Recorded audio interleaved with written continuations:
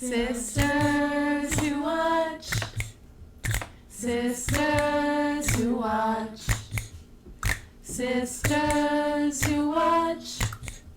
Best movies of 2023. Hey, y'all. Hey. Hi. Hello. Welcome to Sisters Who Watch. I'm Shelby. And I'm Laura, and we're sisters who watch everything. TV, movies, sports, concerts, and even every single movie of the year. That's right. Big movie fans over here. We love to watch, and we love talking about it even more. Today we're watching the best movies of 2023. Yes, our year-end movie recommendations for all of you. Yes, and before we get into it, again, please follow us on all of our social media platforms, Instagram, TikTok, Twitter, LinkedIn, at Sisters Who Watch. Please support us and give us a follow there. Also subscribe to our YouTube channel. And please don't forget to give us 5 stars on Spotify and Apple Podcasts. And make sure you subscribe to our page on Spotify and Apple Podcasts so you get updates when new episodes drop. Thank you for your 5-star ratings. Let's go. Best movies of 2023. Yes. So hopefully y'all have listened to our first Sisters Who Watch episode ever, because it was our best movies and TV shows of 2022. So we're bringing that back and better than ever. This time having separate episodes for movies and TV shows. And today we're doing best movies of 2023. So super excited to give our recs, review the year, talk about what our favorite content was. Yes, and in honor of celebrating our favorite movies, we have both worn our respective favorite colors. So I'm wearing purple today, specifically a lavender sweater. She's a lavender girly. Shocker, I'm wearing pink. I have a pink sweater on. Very pretty. There's a lot of pink behind me. My pink flower, my pink candle, my pink bread spread, my pink cup. Just a lot of pink. There we go. We're bringing it for today. So, favorite colors for our favorite movies.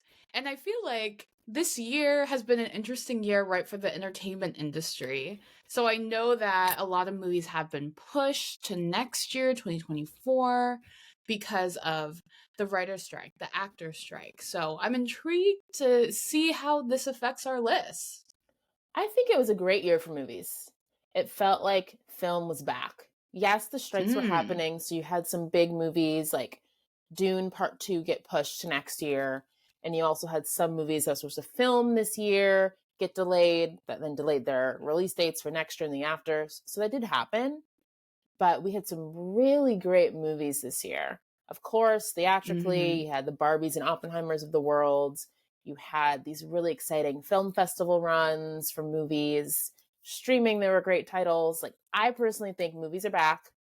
And that is a great year for us. And I'm excited to see how movies continue to just grow and dominate in the future. I'm a movie girl. I love myself a good movie. So I was excited this year about all the movies that came out. So it was personally hard for me to narrow it down to 10. We had to choose 10 movies for our best movies list. Let's get into it. Shelby, what was your 10th best movie of 2023? Yes. It's a recent one. Renaissance, a film by Beyonce, is my 10th best movie of the year. Obviously, Laura and I went to Renaissance. Hopefully, y'all listened to our podcast episode on our concert experience. And we had a great time. So I was really excited that Beyonce was releasing a documentary about the concert and the tour. Having been a huge fan of Homecoming, that documentary that came out a few years ago, I knew I was going to be watching this one. If I have a critique, it was long. It was like 3 hours, I think. That's a long time to be sitting in a theater, but I enjoyed it. I thought it was cool to relive the concert and hear all the favorite songs. And I also like seeing her process. Like, she works so hard, and to see like how much goes into making a unbelievable like tour like she did. I was amazed and in awe. And I like how we got to see her family and kids and what it's like to be a woman running the show, and how Beyonce of all people still deals with people questioning her, and like she has to like advocate for herself.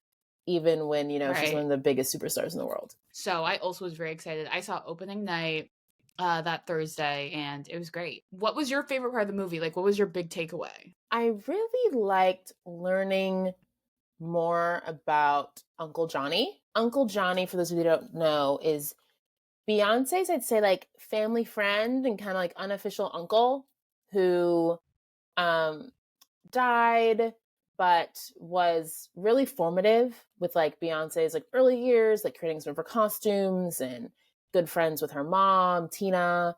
And it was just interesting to understand more about him and his influence on Beyonce, and then see how Beyonce was able to celebrate Uncle Johnny and then just really support the LGBTQ plus community throughout the album. So just everything about like Uncle Yeah, Johnny, her family, the background, I thought that was really well done. I totally agree. Great opening pick. We're Thanks. definitely a part of the Beehive. So great number 10. Great number 10.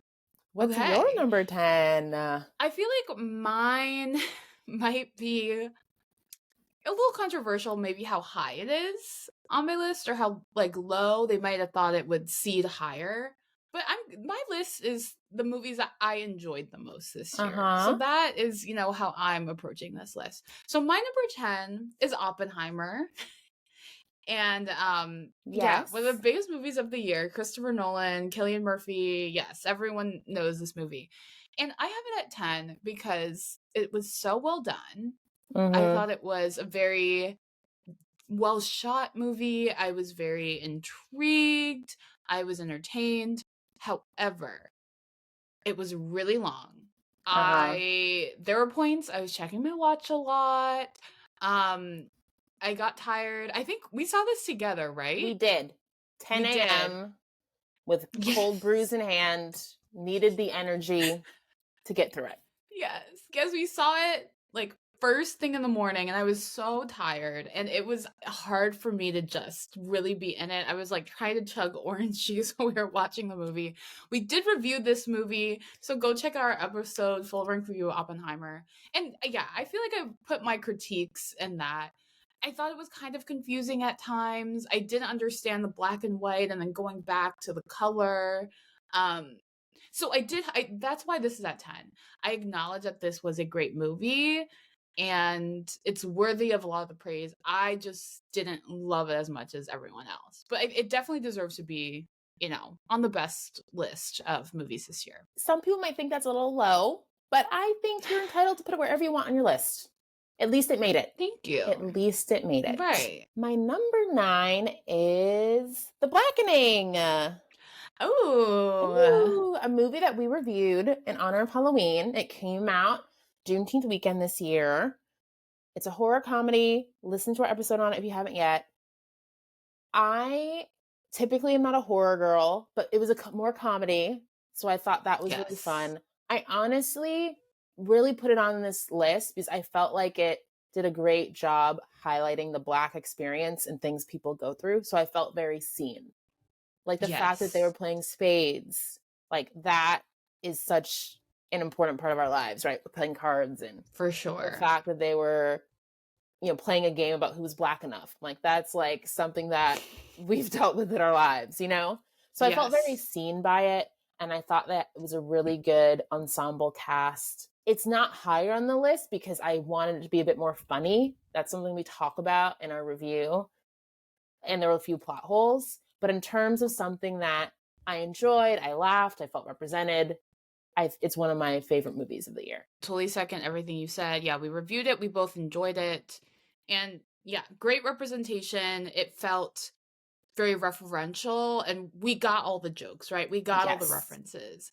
And I Yes. think it's very enjoyable as a Black American, Yes. to watch this movie. So Mm-hmm. I'm with you. And not that scary. And not that scary. Exactly. So my number 9 is Guardians of the Galaxy Volume 3. Okay. Yes. Marvel up in here. Yes, it's a Marvel representation on the list. So this movie, I saw it with a fellow friend in San Francisco who also enjoys Marvel. And I was like, sure, why not? Let's see it. And wow, was I pleasantly surprised. I was not expecting it to be good. I was expecting it to be pretty bad. I was like, whatever, Marvel. But I was really impressed. It showed like an origin story. So this one was more about Rocket, the raccoon, Bradley Cooper's character. And it showed like his background and how he became this like superhuman raccoon. You're like, how did this happen to him? These scientists were taking all these animals and they were doing all this like scientific testing on them to try and give them powers or make them stronger. And it was clearly very, quote, inhumane and very sad to see. So he was bonding with all these other animals that they're doing these tests on, and that's how he got his powers. And he ended up escaping and then meeting the other Guardians of the Galaxy. The story was really good. It was emotional. It was funny. I was really impressed. I was like, what is this movie? I was shook. So if you're a Marvel fan, it's probably one of the best Marvel movies I've seen in a long time. So I recommend. I was hesitant, but then I was flying on a plane and I decided to watch it because I remember you said like, oh, it's so good. I was pleasantly surprised. I really enjoyed it. Spoiler alert, it did not make my list, but I thought Guardians of the Galaxy surprised me. It was entertaining. I liked learning more about Rocket's origin story. And they had some really sweet moments. Like when Rocket is making friends with the other kind of misfits and it like they all die. It was devastating. I was like, poor Rocket. Like, I like surprisingly had like emotional highs and lows watching that movie. So I think that's a good one, Laura. It's a sneaky one. I was blown away. I was not expecting it to be that good. It was, I really enjoyed it. Okay, number 8, making our way. Number 8. So like you, Laura, people might not be happy it's a little low on my list, but my number 8's Oppenheimer. Oppenheimer fans, we're sorry. Similar to you, I'm not going to belabor the point. I am a fan of Christopher Nolan, and I think it was a visually stunning movie. It was a little long. Yeah. And I don't feel like I was as like enthralled as I was with some other movies. Like it was interesting, and I felt like I learned a lot about US history that I didn't know before. And as a former history major, like that was fascinating to me. I thought the cast was amazing, like all-star cast. Cillian Murphy in particular, I thought he did a great job as Oppenheimer, showing like the range of emotions, being the father of the atomic bomb. So I think because of the cinematography, the acting, the fact that I learned so much new stuff, I think it is one of the best movies of the year. I just wish it was not as long and had a bit more diversity. But listen to our episode for more thoughts. But I do think it was a really good movie. Just doesn't break like my top 5. Okay, so my number 8. Yes. It's The Blackening, right? So we're kind of stepping on each other's toes right now. Screaming. So yeah, for all the reasons Shelby said, The Blackening was a really well done movie, not too scary, but it still had the thriller element.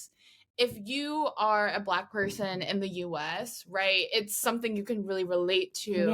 And it just really resonated with me and our family. So I enjoyed it. The cast was great. It was cool seeing, stars that we recognize, but also more up and coming people who I didn't recognize. So I thought it was great. And there's a sequel coming out. So I'm excited to see that. I really enjoyed it. So I thought it was a really enjoyable movie. Deserves a spot on the list. The Blackening. Go check out our episode for even more takes on it. Yes. Wow. Shocker. We have a lot of similarities already. Whoa. Shocker. Won't be the last. Definitely won't be. Okay. My number 7 is Bottoms, another movie that we have reviewed already. Check out our episode on it. It is like a YA comedy with like horror elements at times. It almost gets a little violent and graphic, but it's about like a women's fight club in high school. And it's so creative and unique. And I just felt like peak creativity. Like I had not seen a story like that before. And I love something that's creative and like diverse and I was laughing so much. And I love to Yes. laugh. So it was like great for me. It was hilarious. I also love seeing like Ayo Berry in a starring role. So Love everything her. about that I really enjoyed. I also really enjoyed it. Saw it on discount. I always forget the name, but it was the weekend where every movie was $5. National Movie Theater Day. That's it. And it was a packed Yes. theater and everyone really enjoyed it. So I'm aligned. It was such a fun, creative movie. Never seen anything like it. So my number 7 is Renaissance, a film by Beyonce. Okay. Another Yes. similarity.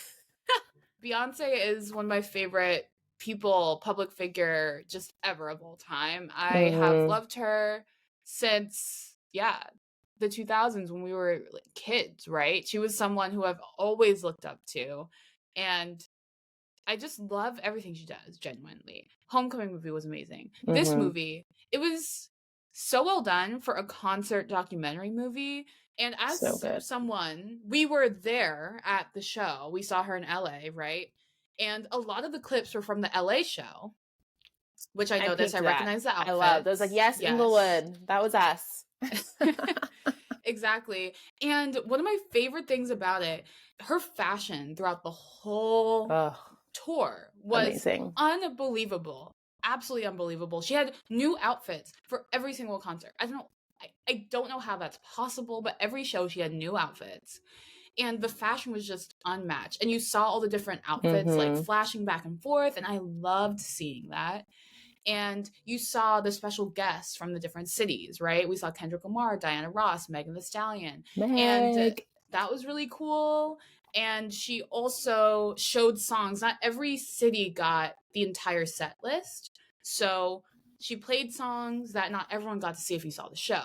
So that was also really cool. And a moment that really stuck out to me was when Beyonce was like, I still have to advocate, right, for myself, and people still question me, people still doubt me, and I have to be like, no, I want this, and some people will be like, are you sure? I don't think we do this. She was like, this is what I want, and you will do it. And I was like, wait, people are doubting and challenging Beyonce? Beyonce? Crazy. That's what I It said just doesn't too. make I it was like, right. wait, what? It's crazy. What world are we living in? So if you're a Beyonce fan, you're gonna love the movie. But also if you're just a music fan, you'll enjoy it. Highly recommend. Such a well done film. It was great. Number 6. Yes, What's your my number number 6, 6 Shelby? movie is Creed 3. This was a movie that came out earlier in the year. Yes. So try and think back, people. This is like February, March of 2023, long time ago. That's it. But I saw this with one of my friends, and we were just really impressed by Michael B. Jordan's directing. I love like a sports movie, and I felt like it had a good balance of like drama, thriller, romance, a little comedy. And we reviewed this, so you feel free to like go back and listen to our review on this episode 2 for more detail on how we feel. But I thought it was a really good continuation of the Creed story. I thought the acting was incredible, and I love like Black stories on screen, and this was another like really good Black story on screen. I'm a Michael B. Jordan fan, so it was cool to see him acting, directing, producing, like all around. I thought it was like a well done movie. We really were pleasantly surprised, really enjoyed the film. So yeah, check out our episode for a fuller length review. But I agree. Michael B. Jordan for his first time directing? Wow. Wow. He did really good. 10 out of 10. Okay, so I think this one is a bit of a curveball, but when I tell you this movie really surprised me. Oh, So I for think I my know number it. 6, I have Megan. Yes, Megan, the creepy serial killer doll, AI doll. Yeah. So this came out like January 2023. This came Yes. out right at the beginning of the year. And everyone was talking about it. I was like, what is this movie? I do not like scary movies. They're not for me, but everyone was talking about it. So I was like, I guess I got to see Megan, right? So I watched it on a plane. Perfect place to see that movie. Especially if you don't like scary movies. Perfect place, see it on a plane. And it was so good. I thought it was funny. I thought the acting was great, and it was so fast paced. The story moved really great. Okay, so basically, Allison Williams works at a toy company. This is the premise of the film, and she has taken in her niece whose parent passed in an accident. So she is taking in her niece, taking care of her, and she's like, hey, like, what kind of dolls and toys do you want? I'm, making these toys. Mm-hmm. And Allison Williams kind of has the idea for an AI doll, something that can really connect with kids, can be a personal experience. And the niece, the little girl, she falls in love with this doll named Megan. They have a great relationship, they're best friends, and she becomes very attached to it. But Megan is designed to protect their child at all costs, right? As a result, Megan starts to become violent, and you're like, oh no, this doll is doing everything she can to protect the child. A next door neighbor's dog, like, attacked the kid, and then Megan goes and kills the dog. And the neighbor's like, where'd my dog go? Where'd my dog go? I can't. And Megan starts hurting children. It's a wild movie. Yes, But I saw it. I can attest. It's wild. yeah. But I thought it was really enjoyable. I thought it was really well done. It was fun. It was funny. And it wasn't that scary. As someone who does not like scary movies, I was really impressed by Megan. So if you haven't seen it, go check it out. It's a very entertaining movie. Interesting choice. I think it's a populist choice, though. And I think a lot of people like that movie. And I think, again, it shows that movies had a good year, like starting out with like a Megan in January. Like, that was a really good way to kick off the year. It was a surprise hit. It was memeable. Everyone was trying to do the Megan dance, whatever she was doing. Like, it was a moment. Megan was a moment, for sure. It really was. And it also had interesting commentary about AI and artificial intelligence. And we've talked about this in other films. That was a huge theme for the year, just the impacts of AI. So it was also interesting. I feel like a toy like Megan could actually exist, when they're trying to think of innovative things, for the market. So I also just enjoyed the commentary, and I was like, this feels like this could actually happen, which is really freaky. So I highly recommend Megan. I enjoyed it. Now for my number 5. We're getting to the top 5, people. It's big time. My top 5 movie is The Holdovers. Laura's like, what movie's that? The Holdovers. So The Holdovers is not a movie that we reviewed. So let me give a bit of background for you all. Especially Laura. Laura's like, what's that movie?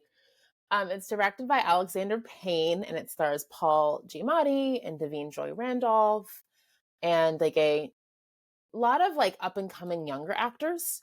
It's set at a like all boys like private high school in New England in like the 70s. And it's like a slice of life film and almost like a holiday film. And it like follows the holdovers, the people that don't go home for the holidays from the boarding school, that are like stuck at this school during Christmas and New Year's, and their life of like trying to survive and find joy when you're like not, with family or friends. And won't spoil anything, but it's like a great like slice of life and like surprisingly emotional film. I saw it for free. We love seeing things for free. At a Cornell like alumni event in LA, because there are surprisingly some Cornell references, but mostly like classic. Whenever Cornell's referenced in a movie, it's like, or a TV show, it's like a dig. It was like a kid who's not really smart. Like, what happens if I get a bad grade? I want to go to Cornell. I can't. I was like, great. But it was like a very warm, sweet movie. And you really see like the humanity in people. And I really like the honest, authentic depictions of people just kind of living. I've never been the biggest like sci-fi, like big action. Like, I want to see just like the human stories. So this is one that I like really enjoyed, and I was pleasantly surprised because it was a free event. I just went in like, oh, okay, Alexander Payne, famous director, Paul Giamatti, Davine Joy Randolph, like good actors, but I didn't know much. but I left like really impressed. And I just thought it was like a beautiful film.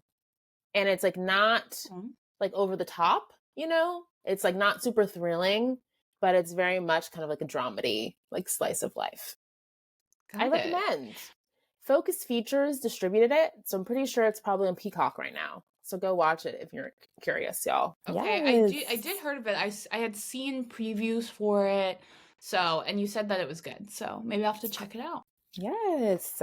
Okay, so my number 5 is Past Lives, a movie that we reviewed with Ooh. Toya from Harlem. Shout out to her. Yes. And she recommended this film to us. I had not heard of it, but she got the recommendation from a friend saying, "Oh my gosh, you have to see this movie." Distributed by A24, Celine Song's directorial debut. And it was just a really beautiful movie. And now it's been nominated for a bunch of Golden Globes. So great recommendation from Toya from Harlem. A lot of awards buzz. Yeah, lots of awards buzz. It's kind of like what Shelby was saying, slice of life, slow burn kind of movie. It's Past Lives is a story of childhood friends growing up in South Korea in Seoul. And then Nora, she moves to Canada with her family, and then she moves to the States for work. And Hae Song, who is still in Korea, they reconnect via Skype and they talk to each other and they form this relationship. And then we just see how this relationship changes through time.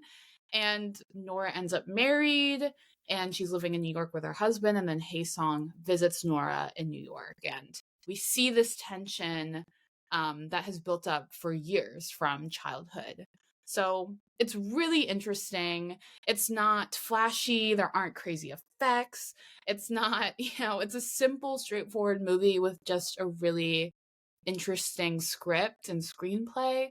So, and you're just seeing how these characters interact with each other. It's really beautiful. Definitely recommend. Yes. So I'm just going to move to my number 4 because it's Past Lives. Oh. Let's just continue the conversation. Like I was talking about with the Holdovers, right? I love like a slice of life, slow burn. We're just seeing people's lives. And Past Lives is that. It is very beautiful. It's cinematically stunning. And it's very like thought provoking.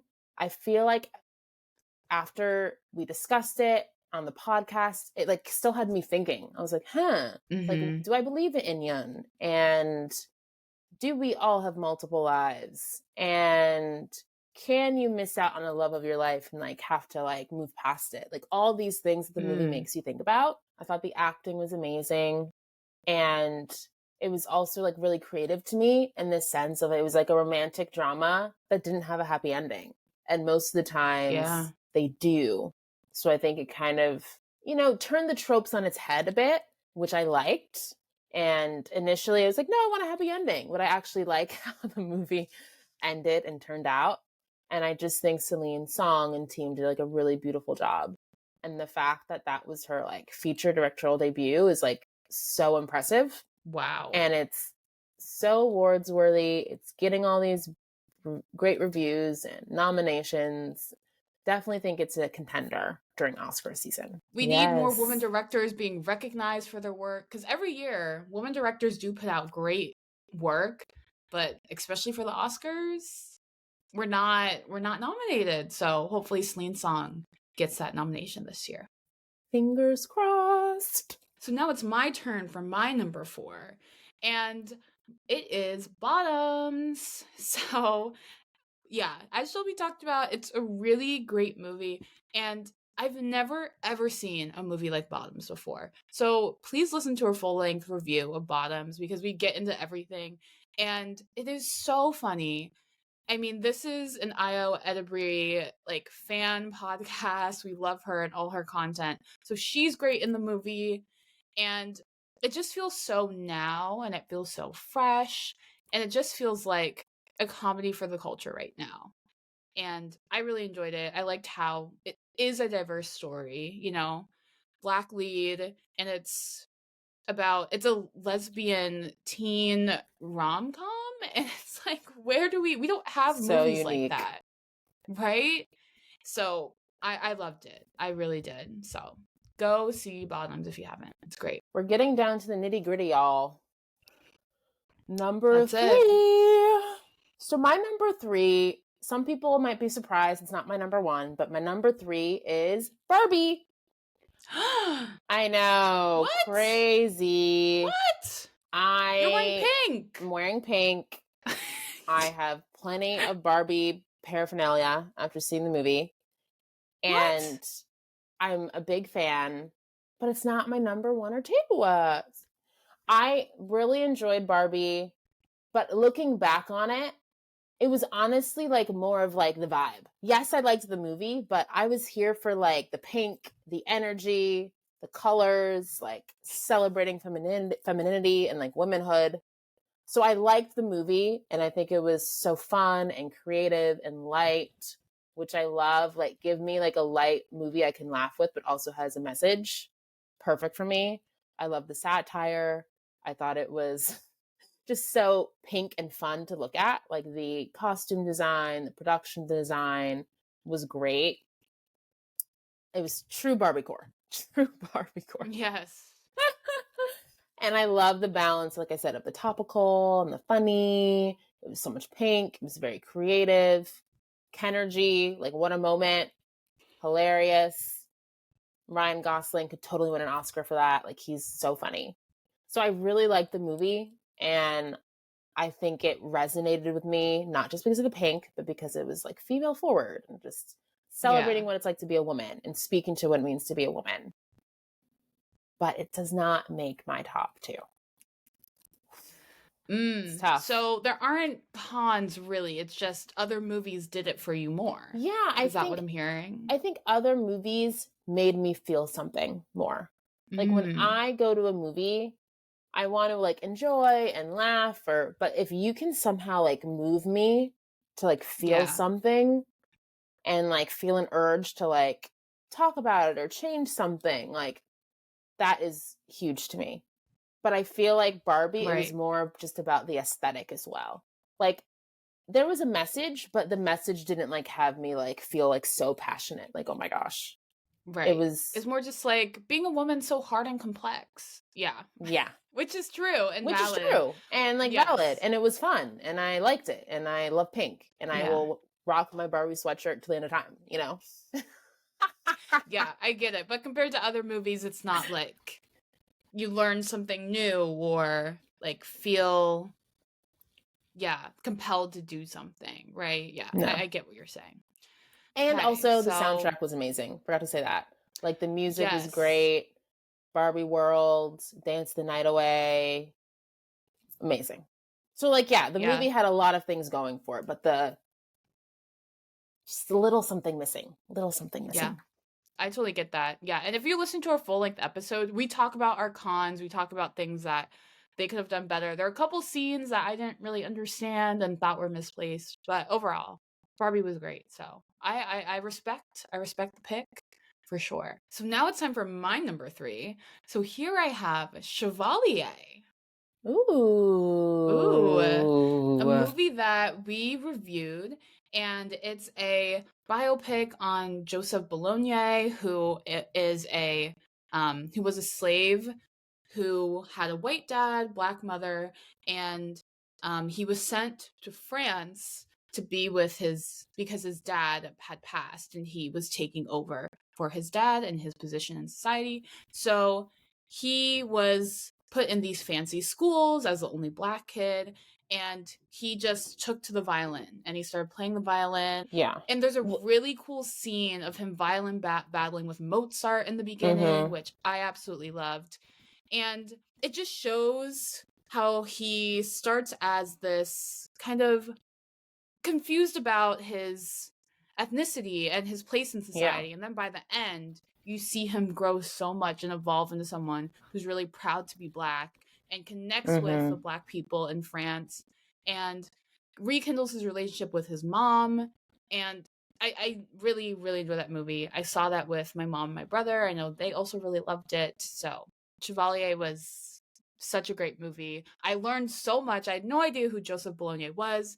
And kind of like the movie Hidden Figures, he played such a huge role in classical music, but no one knows who he is, right? Because they purposely tried to erase his legacy, right? Because people like Mozart were threatened by him. And Napoleon, tried to erase his legacy as You hate to well see it. because he was a part of this uprising. And it's just so sad. You hate to see it, but it's so great that important movies like this, like Chevalier, exist because now I know about Joseph Bologna.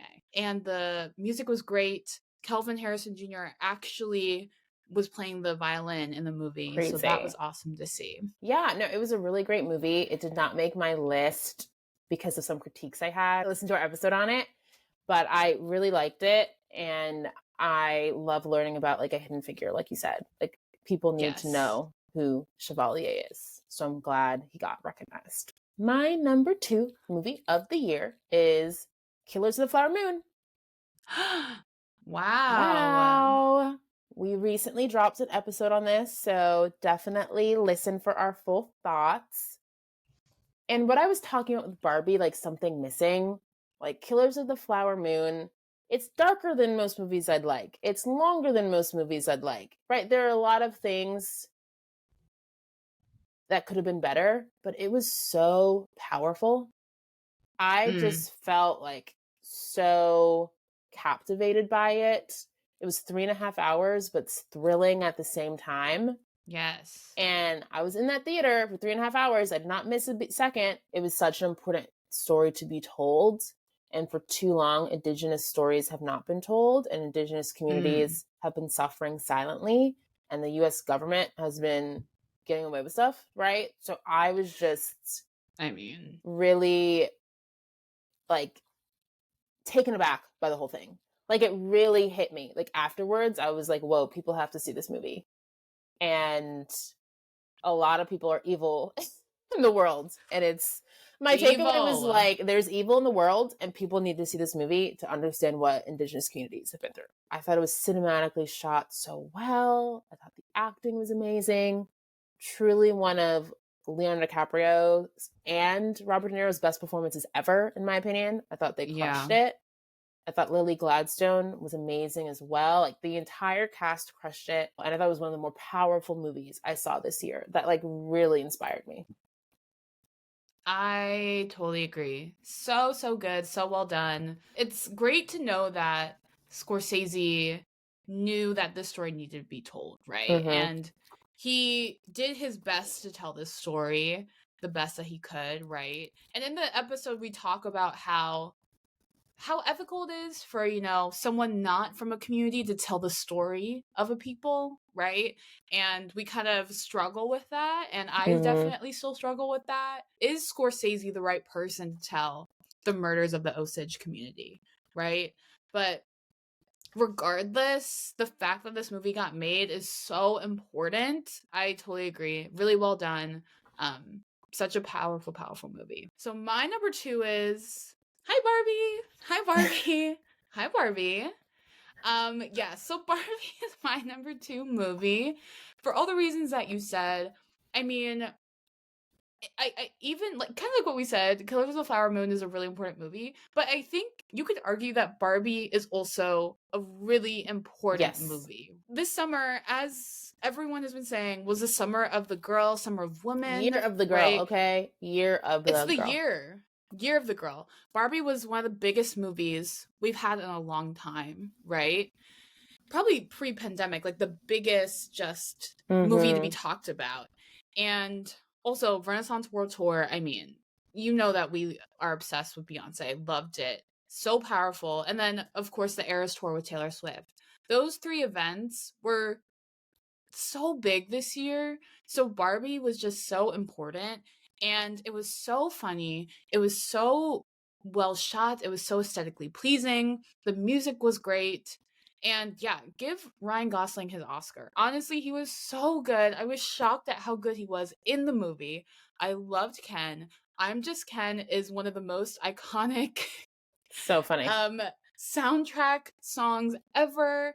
It's nominated for a Golden Globe. Also Dua Lipa. Her song Dance the Night is nominated. I'm just Ken. I think it will be nominated for an Oscar. Like I'm obsessed with that song, and I just think Barbie was so well done. And I know that Shelby, she was convinced that this movie was going to be one of her favorites of the year last year. If you listen to our episode, most I highly was anticipated convinced. content, Shelby saw the Barbie hype before everyone else. I did. So she was out of the game. So What? yeah, that's why Barbie's my number 2. It was great. We have our critiques. That's why it's not number 1. But yeah, both very high on both of our lists. Yes. So now we're All going to right. have some honorable mentions. So some titles that did not make the list, but still are good and still we enjoyed for certain things. So Yes. my first one is The Little Mermaid, but not for what you think, right? Like that movie, listen to a review, had some ups and downs. And I think the movie as a whole was not great. But Halle's rendition of Part of Your World lives in my mind rent-free. Like, I listened to that song so much. It was on my Spotify Wrapped top 5 songs. Like, I can't. Like, that song is so good. Like, growing up, I loved The Little Mermaid. So I think seeing Halle, right, a Black woman singing that song just resonated with me so much. So even though The Little Mermaid was not the best movie, her rendition of that song, unreal to me. So I have to give it a shout out. That song was like one of my favorite things that came from a movie this year. I respect the mention. I was not expecting you to say that. Yeah, check out our full-length review of Little Mermaid. We had a good amount of critiques. But overall, I enjoyed the movie. Yes. And yeah, overall, we did not think it was bad. We enjoyed it. And yeah, I agree. Have you seen the YouTube video of Halle singing Part of Your World at like Disney World or Disneyland? I have. That, go check out that video. It is so good. So good. Yeah, her voice is so incredible. So shout out to Halle. What's your other honorable mention? Yeah. Yes, my other honorable mention is the movie Rustin. It's on Netflix. And also, like a caveat or call out, it's really for Coleman Domingo's performance. So Coleman Domingo, he's been getting a lot of awards buzz for his performance in this movie, playing Bayard Rustin, who is a civil rights figure that like knew Martin Luther King, but didn't get as much attention or buzz because he was a gay Black man in the, civil rights era. So people didn't really want to talk about him, support him. And I think the movie's really well done. I know the, execs that worked on it at Netflix. And I think Coleman Domingo is transformative in it. He's really, really good. And I think that alone is a performance that people need to see. Hopefully he gets nominated for an Oscar. He has been getting buzz and nominations, so fingers crossed. But he was really good. And speaking of hidden figures, talking about Chevalier, no one talks about Bayard Rustin, but he is one of the people that made sure the March on Washington happened, right? You only think of Dr. King's I Have a Dream speech, but Bayard Rustin is the reason that happened. So it's amazing to learn about him and celebrate, another untold hero. Yeah, another unsung hero. I have to check that out. I have not seen it. That could be a good one to watch over the holidays with your family. Mm-hmm. Yeah. Yes. Ooh, okay. I'm getting good recs. Amazing. Thank you, Shelby. You're welcome. Okay, so my honorable mentions, we already talked about one of them. My first honorable mention is Creed 3. Oh. As you talked about, yeah, Michael B. Jordan, I'm so impressed by his really directing. It was really good. The final battle scene between the two of them was so good. I loved how it all the stands went all black, and it was just, you just heard their breathing and them going back and forth. It was so good. I really enjoyed it. And you saw Creed as a dad and how he was trying to prioritize his family. And we learned more about Creed's backstory, right? Him reconnecting with a old childhood friend. I really enjoyed Creed 3. I thought it was good. So it deserves a shout out. Okay, so my other honorable mention is Flamin' Hot. Ooh, yes. We saw that as a family. Yes, we saw that as a family. And we It's Eva Longoria's directorial debut. You can find it on Hulu. Go check it out. And it tells the story of Richard Montañez. He was a janitor at Frito-Lay, and he was working really hard to support his family. He used to be in a gang, but he was like, "No, I have kids. I need to leave this life and do something respectable, right?" So he becomes a janitor at Frito-Lay, and he is so ambitious. Has so much creativity, and he's like, "What can I do? I want to learn." So he's learning about the technology and the mechanics of the different machines that they use in the factory.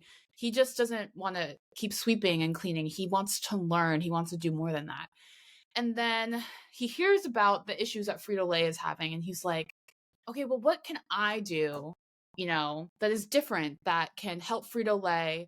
And he decides to make a seasoning for chips at Frito-Lay. And he uses his Mexican culture and Mexican spices and flavors to start Flamin' Hot Cheetos. So this is the origin story of Flamin' Hot Cheetos. And Yes. it is such a great story. Wow, from janitor to now he's an executive at Frito-Lay. Seeing him use his Mexican heritage, his community to make such an important chip. That who knew that this story was behind Flamin' Hot Cheetos? I had no idea. But I thought the movie was really well done. It's cute, it's fun, it has a really great message, and the story is just so powerful. So shout out to Eva Longoria. She did a good job for her first movie. Yes, and Devon Franklin produced it. They did a good job. It was a very inspirational movie. So I agree. Yeah, check it out. It's on Hulu. Oh my gosh. So now we're at Wow. number 1. Oof. My best movie of 2023 was 1001. A movie I told you to Ooh. watch, but you never did, but that's okay. I'm gonna watch 1001 it. is such a good movie. It premiered at the Sundance Film Festival in January of this year, and then was picked up by Focus Features and released in the late winter, early spring. It's A.V. Rockwell's directorial debut. She's this Black woman writer director who's up and coming, and the movie stars Tiana Taylor in the leading role. She plays a single mom in New York City, trying to take care of her son. And it is just one of the most emotional, powerful movies I've seen in a long time. I remember seeing it at the beginning of this year and I was like, oh, this is like a movie. I'm feeling it. I'm emotional. You laugh, you cry. It had everything that I wanted in a movie. And I thought Tiana Taylor was amazing. I wish she was getting more awards buzz. But I just thought it was such a beautiful film. Cinematic, the music and score were great. I also love that New York was a character. It's set in New York City. I love a New York City movie. Always big fans of anything set in the New York area. There are themes of gentrification and poverty and the foster care system, just so many important themes. I'm not going to spoil anything, but there's a twist at the end, which really makes you think. And I highly recommend go support a young Black woman filmmaker who's on the rise. It's a beautiful movie, and I want more people to know about it, watch it, support. It really made me feel something at the end. I was emotional. And I saw it at a free screening in LA, and A.V. Rockwell came out afterwards to do a Q&A, and it was so cool to hear her talk about her process and making the movie. So I definitely think that is an added dimension. The fact that I was able to see that and hear from her why it was so important to make this. Highly recommend. It's my number 1 movie. Best thing I saw this year. High praise. That's right. Yes, I know. I have been meaning to watch it. Okay, Shelby, where can people like me find 1001 to watch? It's on Amazon Prime, y'all. I'm sure you have it because of Prime, so go there and watch it. Exactly. Okay, so I'm gonna go watch it on Prime because I know you said it's amazing and I want to support Tiana So Taylor. beautiful. She's on the rise. She's on the rise. Yes, So I support. want to support. Great pick. Great Thanks. pick. My favorite movie of 2023 was Killers of the Flower Moon. Okay. Surprise, surprise. Yeah, so for all the things that we said, probably one of the most important movies I've ever seen. Yep. One of the most powerful movies I've ever seen. Our episode dropped last week on it, so please listen to it because we dive into everything. And the acting was so good. I mean, just powerhouse. De Niro, DiCaprio, right? Scorsese, Lily Gladstone, breakout. She was so amazing in the film. So the acting was top notch. The cinematography, the direction, and it was so emotional. It's such a sad story, but it is so important and it's so well done in a way that you're learning about these people. I thought it was great. Not that many critiques, honestly. Yes, it was long, but thinking about it, what could have been taken out because so much of it was necessary. So good. And as we mentioned before, part of me does feel strange that, you know, Scorsese is telling this story because it's so personal to the indigenous community. But it is important that we have to give him credit because if anyone else, like what we talked about, if an up and coming, you know, Osage director made this, like, would as many people be talking about it? No, not nearly not. as many people. So the fact that Scorsese and Leo and DiCaprio were behind this film, instantly you knew that millions of people were going to see this film and see this story. And that in itself is so important. So there are pros and cons, but overall, I've really enjoyed it. Not much feedback. It was a really great film. So go see it. Yes. So we had a lot of similarities, y'all. Laura and I had a lot of the same favorite movies, and we did not tell each other beforehand, so we've been completely surprised. We're just that alliance. Similar. You know, we're alliance. What can you say? We're sisters who watch a lot of the same movies. Sisters who watch all the same movies. So if y'all enjoyed this episode, please give us 5 stars on Apple Podcasts, Spotify, Amazon, wherever you stream and listen to your podcast. Yes. Go subscribe to our YouTube channel, subscribe to our Spotify and Apple Podcast pages so you get updates when we post new episodes.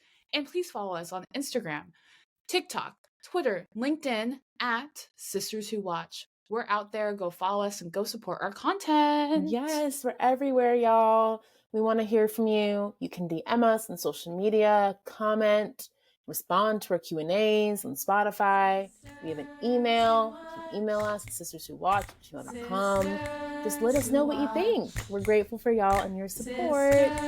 Thank you so much. Thank you. Stay watching. Stay watching.